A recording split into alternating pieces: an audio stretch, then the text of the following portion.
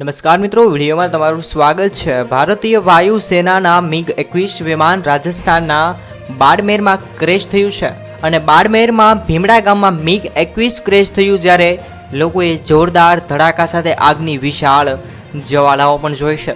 MiG-31 ક્રેશની જાણની અંદર ગામમાં ગભરાટ ફેલાયો હતો અને પ્લેનનો કાટમાળ અને અડધા કિલોમીટરની ત્રિજ્યામાં ફેલાઈ ગયો જોવા મળી રહ્યો છે।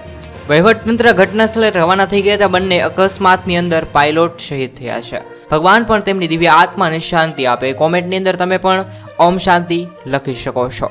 ધન્યવાદ।